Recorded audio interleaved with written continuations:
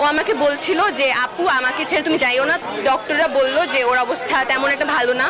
শুনেছি ওর শ্বাসনালী পুড়ে গিয়েছে, এখন আমি আইসিইউতে আছি। ও দর্শক, মাইলস্টোন স্কুলের এক শিক্ষার্থী কি দেখেছিলেন সেই সময়ের কথা শুনবো তার মুখে। আমি এই মেডিকেলে উত্তর আধুনিক থেকে নিয়ে এসেছি 3 জনকে, আর উত্তর আধুনিকে নিয়ে গিয়েছিলাম আনুমানিক 4-5 জন। আমার সাথে যে 15 বছরের মেয়েটা ছিল সে আমার হাত ধরেছিল কন্টিনিউয়াসলি, বলেছিল আপু তুমি আমাকে ছেড়ে কোথাও যাইও না, আমার বাবা মা ওর কেউ ছিল না। স্বাভাবিকভাবে এখন ও আমার নিজের বোনের মতো ছিল, ওকে ছাড়া আমি আসতে পারতাম না। ও আমাকে বলছিল যে আপু আমাকে ছেড়ে তুমি যাইও না, তো আমি ওর সাথেই ছিলাম। পরে ওকে এখানে আনলাম, ওর গার্ডিয়ানকে কল দিলাম, আসলাম। পরে ডক্টররা বলল যে ওর অবস্থা তেমন একটা ভালো না।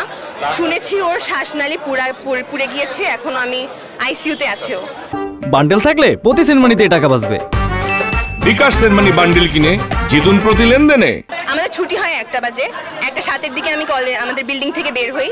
তখন হয়তো 1:09 বা 10-এর দিকে 2টা বিকট শব্দ শুনি। পরে আমি পিছনে দিকে তাকিয়ে দেখি ভলক্যানোর মতো সবকিছু এক্সপ্লোড করছে।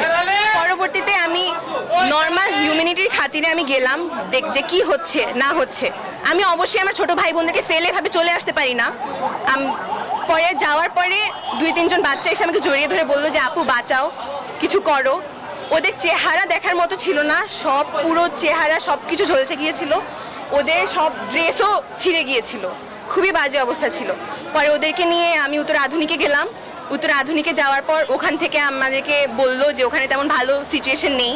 পরে আমিও ওখানে আমার কলেজ ব্যাগ সব কিছু রেখে ওদেরকে নিয়ে অ্যাম্বুলেন্সে করে এখানে চলে আসলাম।